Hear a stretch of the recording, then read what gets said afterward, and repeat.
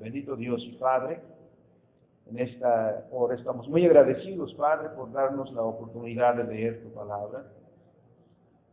Nos regocijamos en ella, Señor, y pedimos que ahora nos dé, Señor, tu bendición también para entender.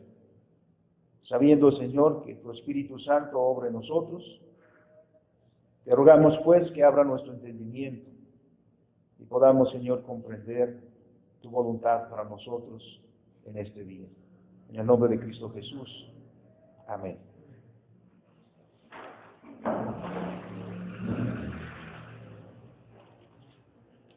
Hay dos versículos de aquí que son muy conocidos. El primero es el versículo 23, el cual el apóstol Pablo ha escrito eso antes también. Si recuerdan, en el capítulo 6, el versículo 12, el apóstol Pablo usa la misma expresión, con una diferencia que veremos en un momento. Y el otro texto muy conocido es el versículo 31, ¿no? Si pues coméis o bebéis o hacéis otra cosa, hacedlo todo para la gloria de Dios. El apóstol Pablo ha estado argumentando a lo largo de todo este libro, hasta donde vamos, de muchos temas que eran importantes para que los hermanos de Corinto desarrollaran un estilo de vida cristiano. Recordando que la iglesia de Corinto vivía en una de las metrópolis más importantes de la península helénica, es decir, los griegos. Era una ciudad muy importante, Corinto, a la par, por ejemplo, de Atenas, ciudades muy importantes. Y el Evangelio llegó aquí e inició una iglesia a la que el apóstol Pablo amaba, como lo muestra en esta carta, y donde vemos también que el apóstol Pablo en la fundación de esta iglesia estuvo trabajando arduamente, enseñando día y noche la palabra del Señor. Pero se han suscitado algunos problemas. Han habido algunas dificultades, tanto de la manera de vivir de los cristianos hacia afuera, como hacia adentro también de la comunidad. Y sobre muchos temas hemos escuchado al apóstol Pablo referirse a los hermanos. Hemos hablado acerca de la sexualidad, por ejemplo. Ese era un tema muy importante. Ciertamente los cristianos buscaban mayor santidad, pero al hacerlo, al buscarlo, no lo estaban haciendo bien, ¿no? De manera que el apóstol Pablo ha escrito a ese respecto. Pero también, en otro sentido, eran tolerantes con aquellos que quebrantaban la ley de Dios, por ejemplo, en el capítulo 5, donde hay un caso de incesto, porque hay un hombre que tiene ahora por esposa a la que previamente era esposa de su padre. Eso es algo terrible. Pero después también surgen problemas con los alimentos. Viven en una ciudad pagana. Y seguramente los cristianos tienen cierta, o desempeñan muchas de las ocupaciones que ocupan a la gente en ese pueblo, en esa ciudad, pero quizá no todos, en muchas de las cosas compran en el mercado igual que las demás personas, y en el mercado sucede que se vende, sobre todo en la carnicería, animales que previamente fueron sacrificados a los ídolos. Y esas son preguntas que surgen en el corazón. ¿Cómo vamos a vivir los cristianos? ¿Cómo podemos vivir los cristianos en una sociedad como esta? Bueno, nuestra vocación la debemos vivir ahí. El Señor Jesucristo dijo: no te ruego que los quites, cuando oró al Padre por sus discípulos. No te ruego que los quites del mundo, ¿no? Que los saques de la sociedad, sino oró pidiendo que nos guardara del mal. Y un tema relevante en estos pasajes ha sido la libertad cristiana. Hemos hablado ya de ese tema de la libertad cristiana. Pero también sucedía que al hablar de la libertad cristiana, muchos creyentes justificaban por esta cuestión de la libertad en Cristo, cometiendo muchas injusticias también, ¿no? Sobre pretexto de la libertad que tenemos en Cristo, mayormente parece que tenían un efecto negativo en muchos hermanos, sobre todo hermanos que comenzaban apenas en el camino del Señor, a los cuales Pablo llama cristianos débiles. Y en este capítulo 10, el apóstol Pablo pues ha amonestado a estos creyentes, como vimos la última vez, amonestándolos a que tengan cuidado de qué manera están viviendo. Llegamos a esta parte tercera, como lo hemos dividido, porque hemos dividido este capítulo en 3 partes. Y llegamos a este punto tercero, en donde concluye el apóstol Pablo diciendo: hágase todo para la gloria de Dios. Y eso nos enseña precisamente lo que veremos hoy, que el principio normativo para nuestra vida, para la vida cristiana, es la gloria de Dios. No solamente debe ser un eslogan, una bella frase, hágase todo para la gloria de Dios, sino está diciendo la Escritura que este es el principio normativo. Eso quiere decir que esta es la norma para nuestra vida. La gloria de Dios es el principio central y controlador de todo lo que hacemos, de la manera que vivimos. Y estamos hablando de la vida cotidiana. Esa vida que todos llevamos a cabo, nos levantamos, vamos al mercado, saludamos a la gente, bueno, ahora de viejitos, ¿no?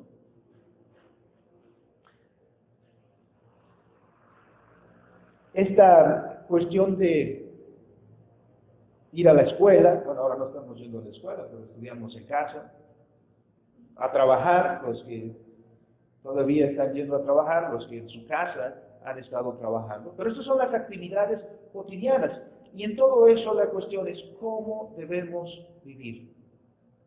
El principio controlador entonces para el cristiano es este principio, la gloria de Dios. Porque toda nuestra vida, y enfatizo eso, debe vivirse teniendo siempre en cuenta que el fin principal de nuestra vida, ¿cuál es? Yo sé que todos lo sabemos. Debemos vivir cada momento de nuestra vida, cada aspecto de nuestra vida, cada tarea de nuestra vida, teniendo presente el propósito por el cual fuimos creados. Y eso nos lo dice el predicador. ¿Quién no conoce Eclesiastés 12:13? La conclusión del discurso del predicador. Dice, el propósito final de todo el discurso es: teme a Jehová, teme a Dios y guarda sus mandamientos, porque esto es el todo del hombre. Este es el todo, este es el centro de nuestra vida. Para eso fuimos creados, para guardar los mandamientos de Dios en toda nuestra existencia. Esta enseñanza escritural la expresaron nuestros padres en el Catecismo Mayor de Westminster y también en el Catecismo Menor de Westminster. Ambos catecismos comienzan así, con unas ligeras palabras diferentes. Pero ¿quién lo conoce y no hace referencia a la pregunta 1 y respuesta 1 del Catecismo Menor? El Catecismo Mayor, en la misma pregunta inicial, dice: ¿cuál es el fin principal y más alto del hombre?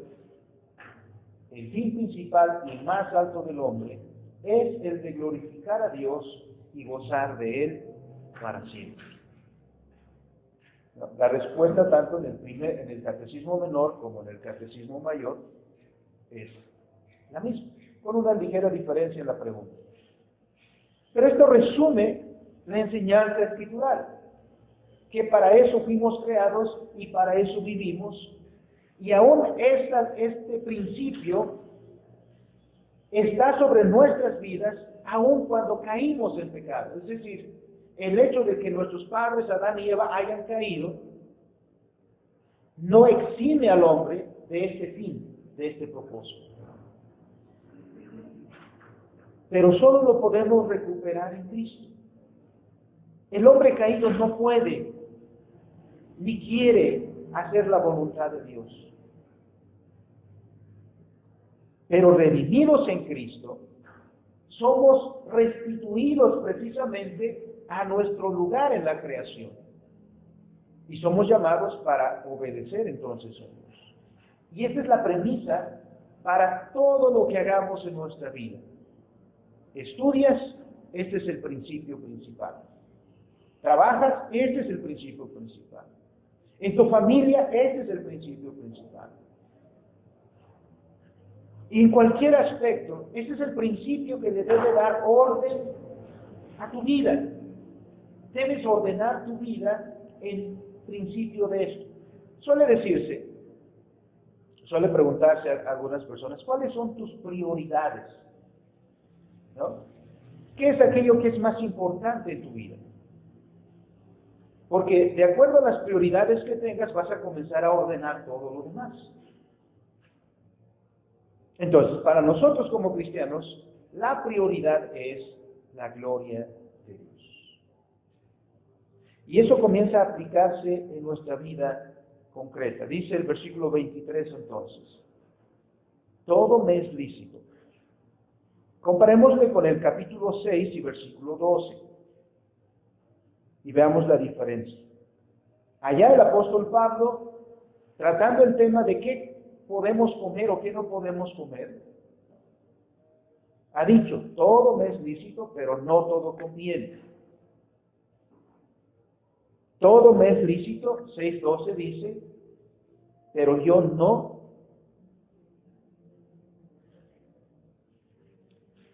A ver, hermanos, no los escuché.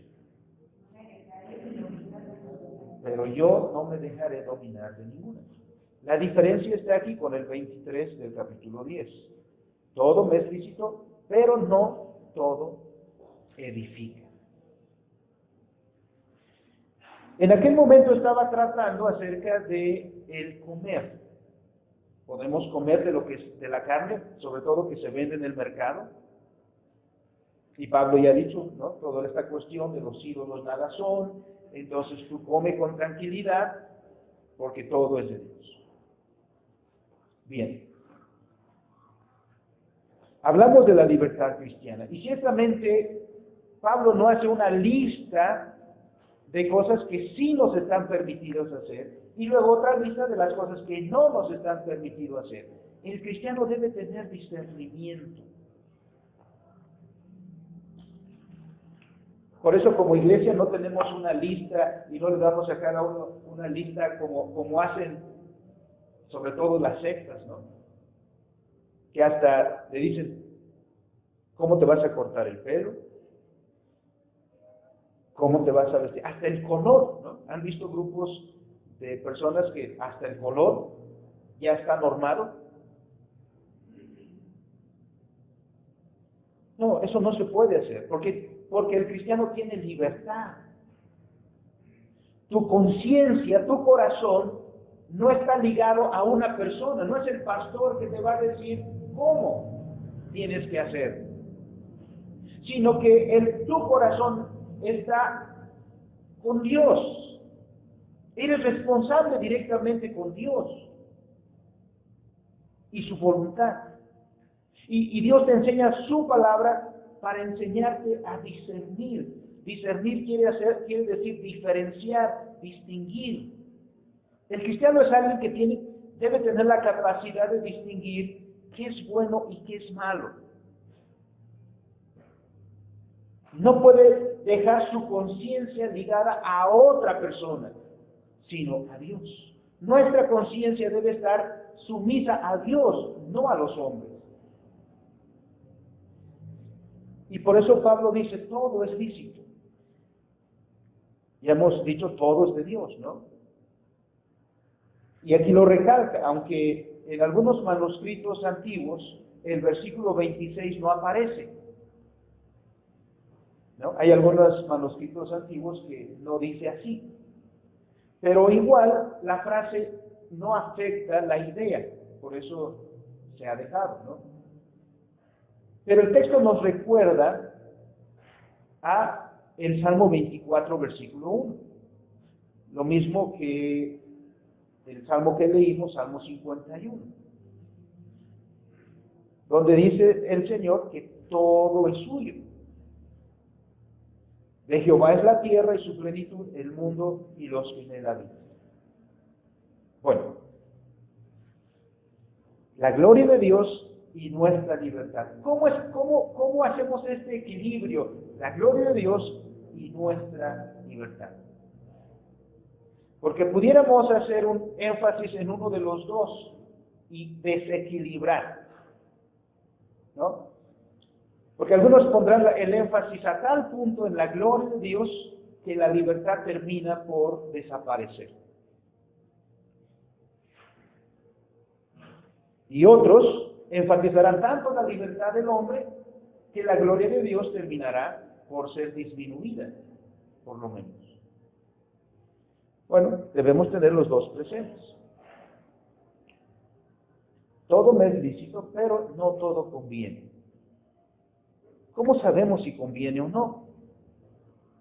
Todo me es lícito, pero no todo edifica. Aquí el punto es la edificación. Está diciendo el apóstol Pablo que todo lo que hagamos debe ser hecho para edificar. Esta palabra viene del contexto de la construcción, ¿no? Edificar. Vemos que se ha derribado una casa y entonces comienzan a construir otra casa. Están edificando, construyendo literalmente. Pero aquí está hablando de personas, no está hablando de edificios, no está hablando de algo material, sino está hablando de personas. Y está hablando de que las cosas son para edificar a las personas.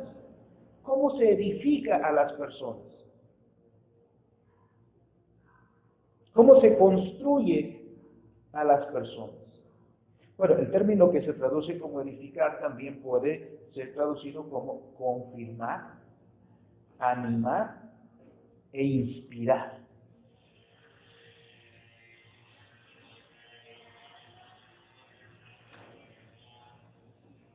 Lo que nosotros hagamos, hermanos, o lo que nosotros digamos, tiene un efecto en las personas que nos rodean, para bien o para mal. Por ejemplo, se dice que las palabras matan, ¿no? Un comentario, algunas palabras,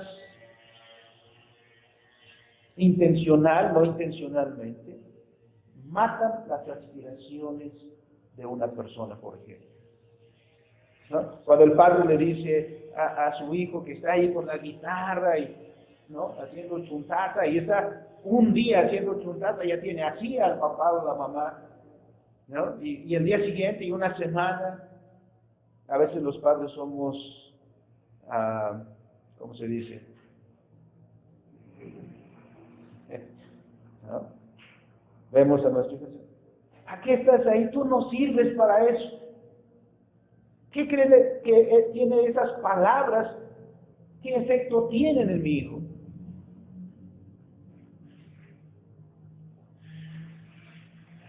¿Qué tal si sí se esfuerza y tiene ánimo, pero yo le estoy matando ese ánimo? ¿No? ¿Cuántas personas no tienen? Yo cuando era niño aspiraba a eso, pero me lo quitaron. ¿No? Porque mataron su ánimo. Esas palabras. Por eso debemos tener cuidado cómo nos dirigimos a nuestros hijos, ¿no? Porque podemos estar matando su desarrollo. Y lejos de ser positivos, ¿no? Decirle, pues nos cansamos y hijo, tú puedes, ¿no? Aunque no sale del chuntata ahí, hijo, tú puedes, échale ganas, ¿no? Adelante. El niño se anima. Eso es lo que tiene aquí. Estamos edificando su vida, su carácter. Estamos animando. Bueno, el apóstol Pablo trae esta idea aquí. Todo lo que tú haces, primero, todo es lícito. Todo es del Señor. Pero mira cómo usas de eso, porque eso que tú haces debe, este es el principio, debe ser para edificación de los que te rodean. Tú debes, con lo que tú haces, con lo que los demás ven en ti, animarlos a ellos, inspirarlos a ellos. Y miren el versículo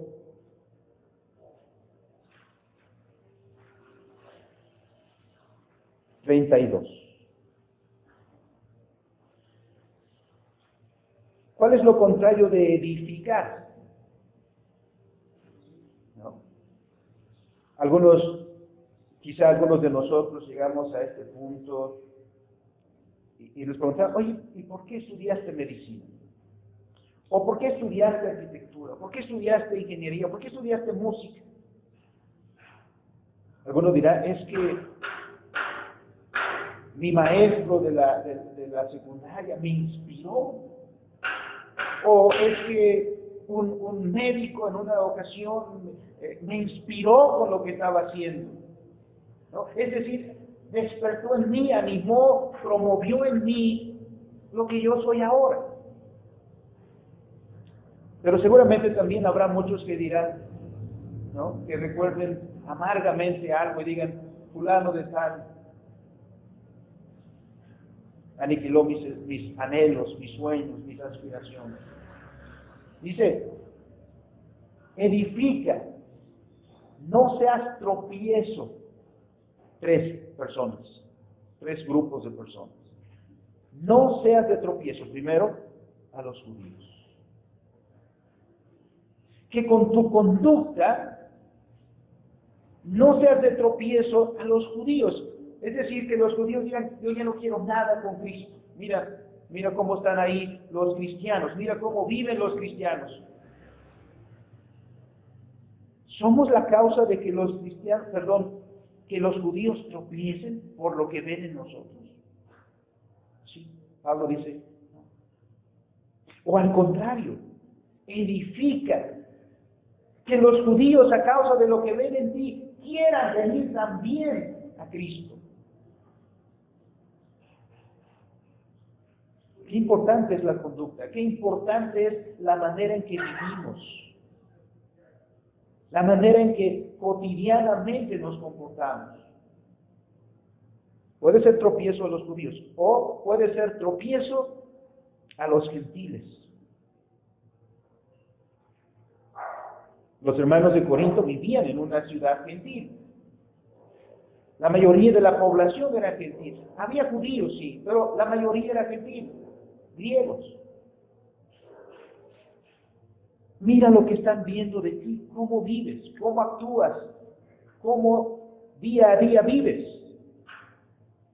La pregunta sería, ¿estos tropiezan por ti o por ti vienen a Cristo? Lo que tú haces los inspira, lo que tú haces, lo que ven en ti, los anima, o lo contrario, los desanima, los corres, se fueron por ti. Y tercero, miren, no solamente a los incrédulos, judíos, gentiles, sino a la iglesia de Dios, a tus mismos hermanos en Cristo.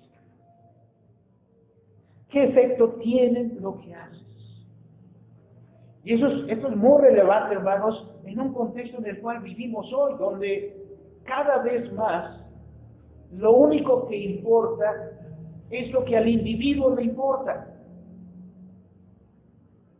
Vivimos en un individualismo cada vez más acentuado, en donde lo único que importa a la persona es sus propios intereses y no lo de los demás. La Escritura dice no. Y miren cómo lo recalca en el versículo 24. Esa es la perspectiva cristiana en esa relación de que la gloria de Dios es lo principal, es no busques tu propio bien, sino el de los demás. Eso es como un principio revolucionario para el contexto en el cual estamos viviendo hoy, porque hoy es al revés. Eso es lo que enseñan, ¿no? Esta sociedad está obsesionada con el éxito. ¿Y qué se trata? ¿De qué se trata el éxito? Si quieres ser exitoso, ¿qué tienes que hacer? Pasar por sobre quien sea para lograr tu objetivo. Y el Señor está diciendo, no. Nadie busque su propio bien, sino el del otro. Esto podría como que hacer la pregunta, bueno, ¿y qué de mi libertad entonces? Porque si voy a vivir pensando en el otro, entonces, ¿a qué horas yo logro mis objetivos, no? Bueno, Pablo va a hablar de eso más adelante. Y tiene aquí dos temas. En primero, uno que ya trató antes, como lo hemos visto en el capítulo 6, que dice entonces a los hermanos, de todo lo que se vende en la carnicería, comed. ¿No? Como ya lo dijo, aunque haya sido sacrificados los ídolos, pero sabemos que un ídolo nada es, solamente hay un Dios, y ese Dios es Jehová. Punto. Así que ve al mercado, compra para que comas y disfrútalo, cómelo tranquilamente, sin preguntar nada por motivos de conciencia. Y enfatiza aquí, luego el 27, un poquito diferente, pero termina diciendo igual, por motivos de conciencia. En el versículo 28 también dice esta misma frase, por motivo de conciencia. ¿Por qué el apóstol Pablo tantas veces habla de la conciencia y nos dice que lo hagas o no lo hagas por motivos de conciencia? A veces imaginamos a la conciencia como una vocecita que está aquí en nuestra cabeza, ¿no? Y que esa vocecita la escuchamos cuando a lo mejor queremos hacer una travesura y aquí nos dice, no lo hago. Y decimos, mi conciencia me está... Lo que Pablo está diciendo es que todos nosotros vivimos, como dijeron nuestros padres, corandeo, vivimos delante del rostro de Dios. Y eso es algo que se nos olvida muy frecuentemente, porque a Dios no lo vemos. Miren, ¿qué hacen los hijos mientras no ven a los padres? ¿No? Aunque los padres pueden estar ahí, pero si no los ven, mientras no los vean, como que se sienten más libres, ¿no? Y así actúan. ¿Qué hacen los estudiantes cuando no ven al profesor?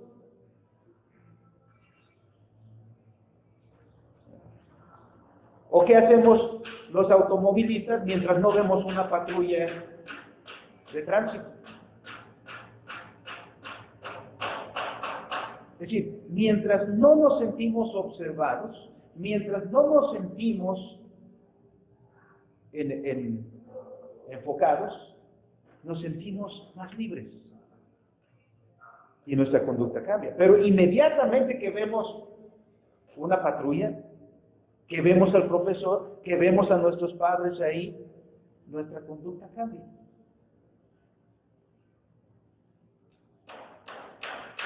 Nosotros vivimos corandeo, y ese es el principio que nos rige. Haz las cosas como si estuvieras delante del rostro de Dios. No lo ves, pero Dios está ahí. Entonces, no se trata de que tu conciencia se sujete a otro, sino que tú veas el principio de vivir ante Dios, ante el rostro de Dios, que te está observando, como nos estamos viendo nosotros hoy cara a cara. Eso primero. Y segundo, el amor a nuestro prójimo. Es por amor. Ese es el principio, el cual nos debe llevar a esto, a tener cuidado de nuestros semejantes.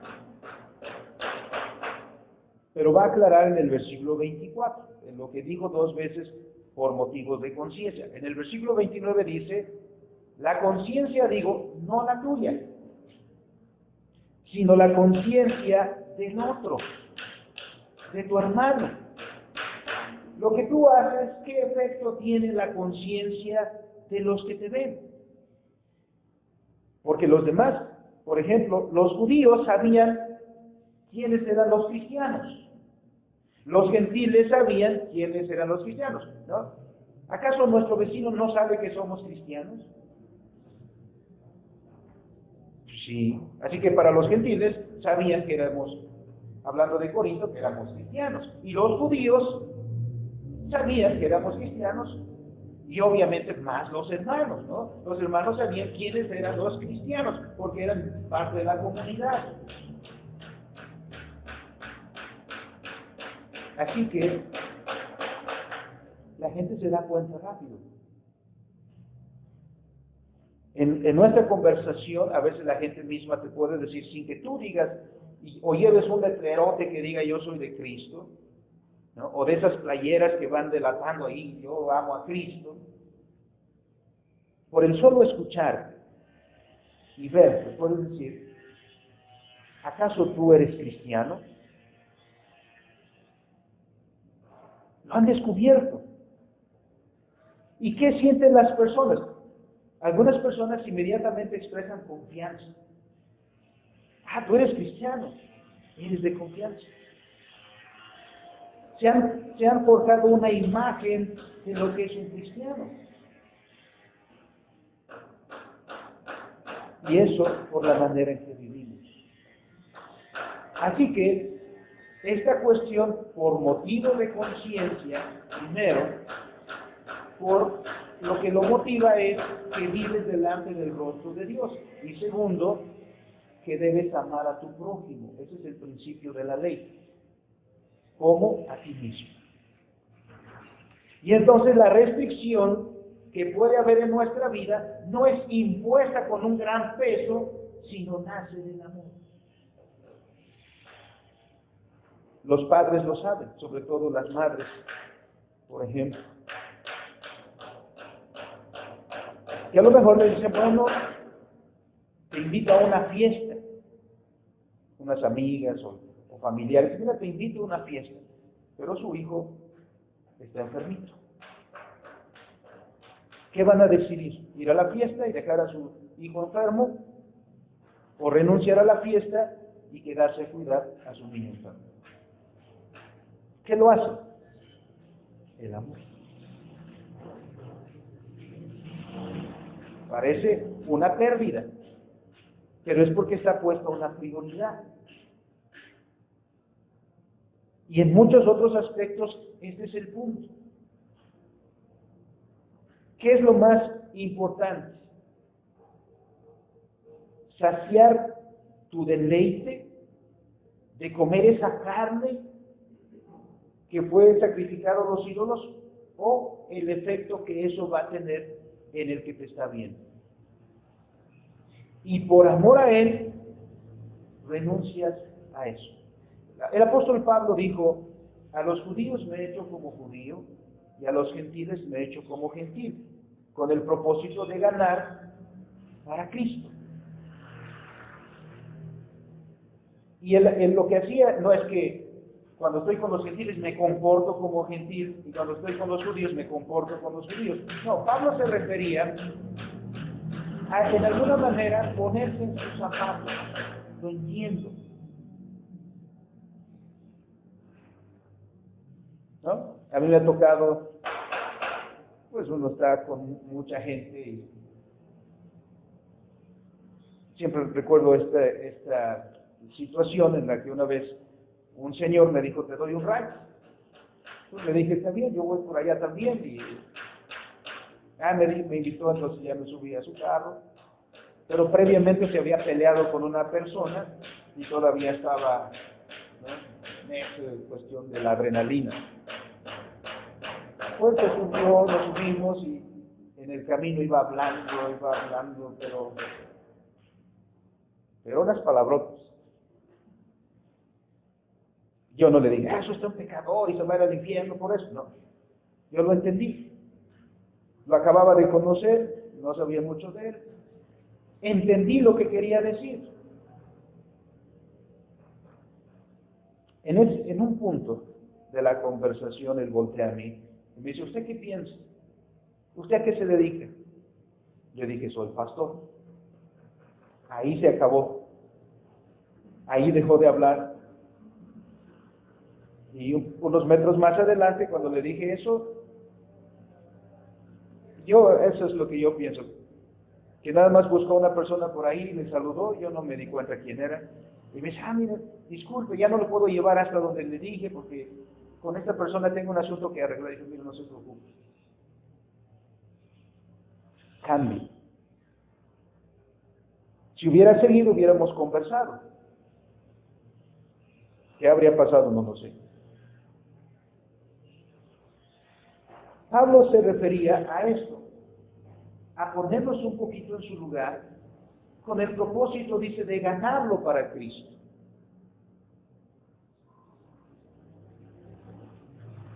Ese es el amor a nuestro semejante, haciendo algo delante del rostro de Dios.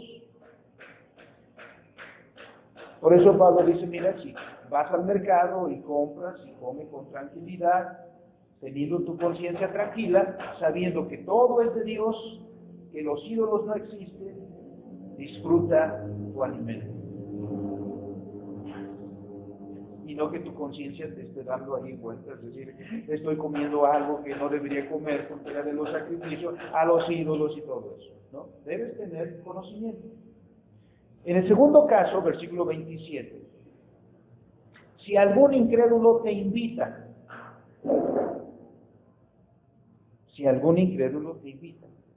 y quieres ir, aquí parece que el apóstol Pablo está diciendo, yo preferiría que no fueras, ¿no?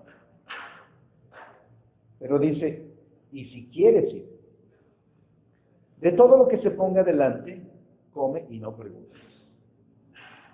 Otra vez, por motivos de conciencia. Pero va a llegar al 29 que dice, no la conciencia tuya, porque tú puedes no tener problemas, pero la conciencia del otro sí.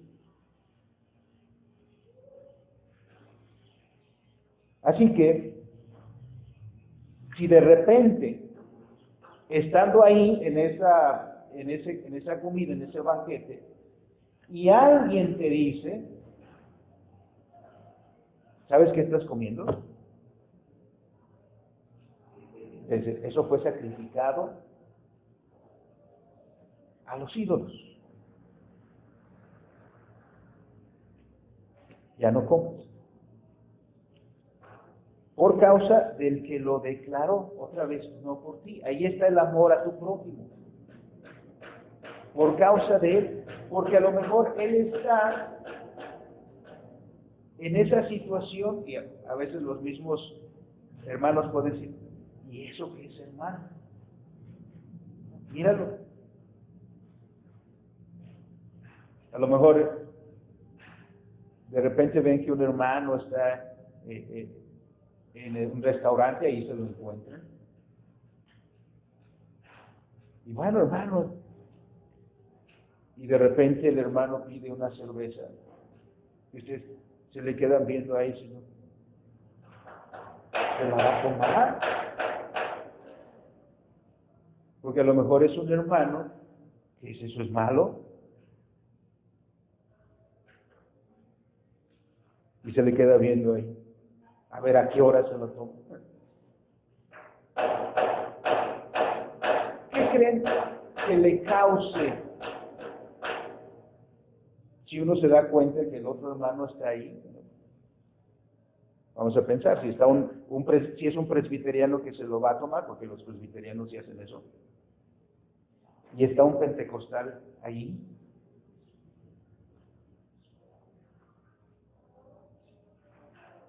¿Qué dice el presbiteriano? Ah, pues es su problema, ya que, ¿no? O dice, por amor a mi hermano, ¿no? Porque el hermano está ya viendo, ¿verdad? Dice Pablo, no comáis por causa de aquel que lo declara y por motivos de conciencia. Como dice el 29 otra vez, no tu conciencia, sino la conciencia de aquel. ¿Por qué? Porque nosotros sabemos por las Escrituras que toda la tierra es del Señor y todo lo que hay en la tierra es del Señor. Y nada ha de desecharse, todo ha de recibirse con acciones de gracias. ¿Por qué el presbiteriano toma una copita de vino en su alimento? Porque no lo hace para embriagarse. Porque lo que condena la Escritura no es el vino, sino es la embriaguez, es la borrachera. Porque cuando te embriagas, pierdes todo sentido del pudor, pierdes todo sentido del respeto, ¿no? ¿Y qué hacen los borrachitos? Ofenden a medio mundo, hacen disfiguro y medio, ¿no? Lo que la Escritura condena es la ebriedad, no el vino. Por eso el cristiano con conocimiento dice, yo no tengo ningún problema, ¿no? de comer, ¿no? un filet mignon acompañado de un vasito de vino tinto. Al contrario, le ayuda a la digestión. Tranquilo. Pero hagamos el uso de la creación en términos que edifiquen, que inspiren a los demás, que animen a los demás y que a los que ya son cristianos los confirmen para que crezcamos juntos en el conocimiento de Dios. Y entonces vivamos delante del rostro de Dios con todo lo que Dios nos permite hacer. Por eso es que en el versículo 29 dice, ¿por qué se ha de juzgar mi libertad por la conciencia del otro? Y si yo con agrado participo, ¿por qué he de ser censurado por aquello de lo que doy gracias?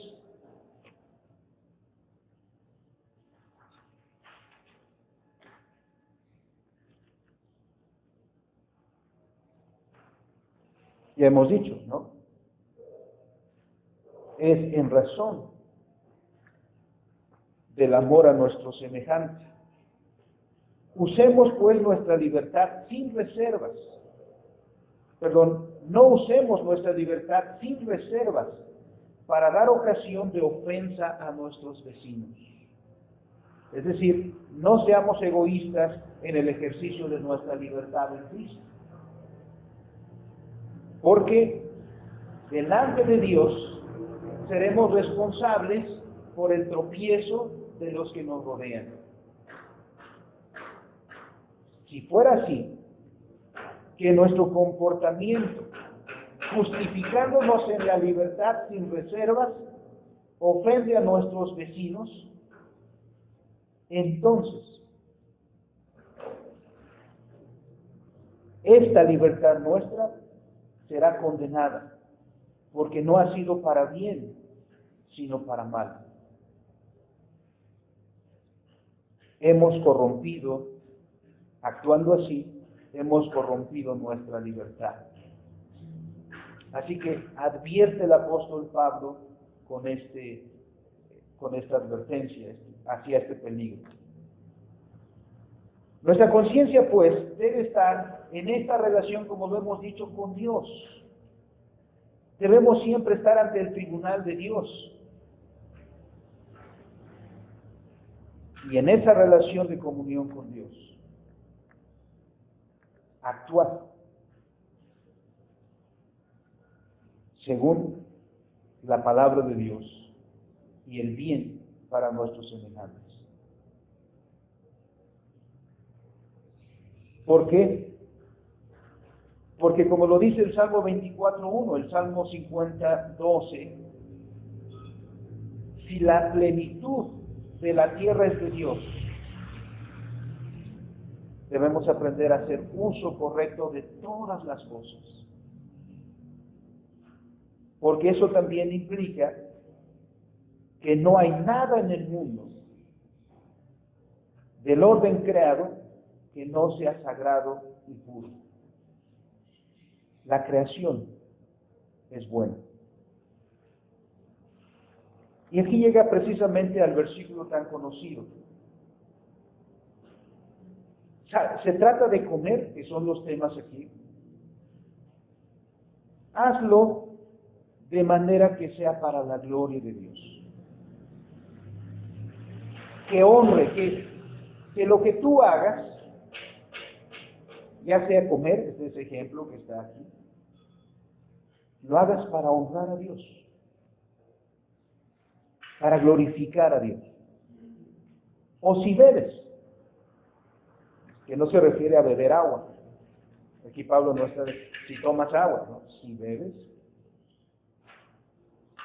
en las comidas usaba el vino. Hazlo también para la gloria de Dios.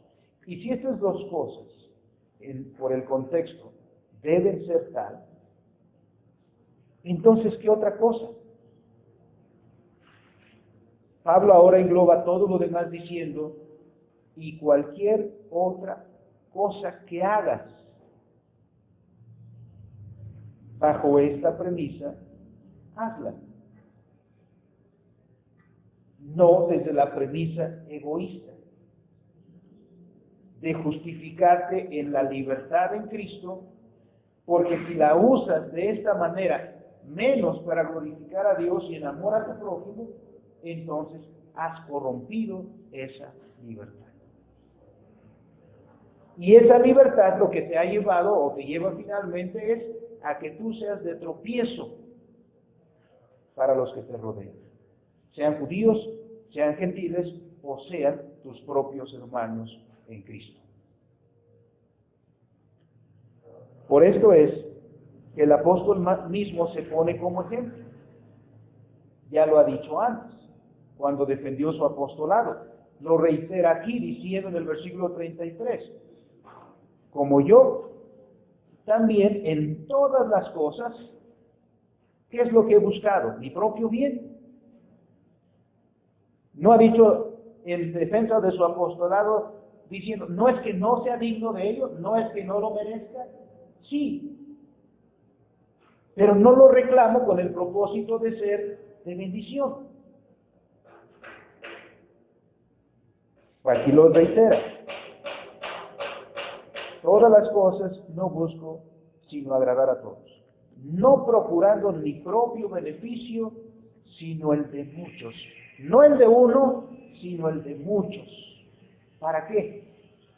Para que a través de esto sean salvos. ¿Cuántos sabrá que por nuestra conducta ya no se acercaron a Cristo? Sean nuestros vecinos, sean nuestros familiares, sean conocidos. Pensemos.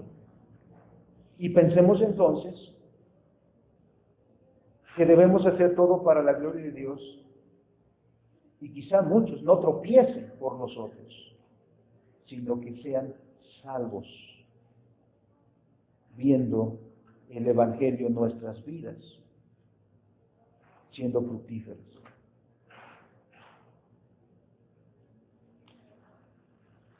Yo creo que el versículo 1 del capítulo 11 pertenece a la sección anterior, porque por el contexto quedaría muy bien ahí.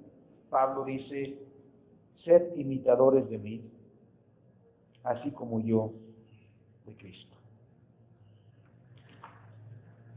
Así pues, amados hermanos, toda nuestra vida, cualquier cosa, porque abarca toda nuestra vida, la vida cotidiana, los asuntos más sencillos de nuestra vida y, por supuesto, todos los más importantes. El principio regulador, el principio normativo para nuestra vida en Cristo es la gloria de Dios. Hagámoslo todo. Tengamos discernimiento con la palabra de Dios y podamos libremente aplicar la voluntad de Dios en cualquier aspecto de nuestra vida y que Dios sea glorificado.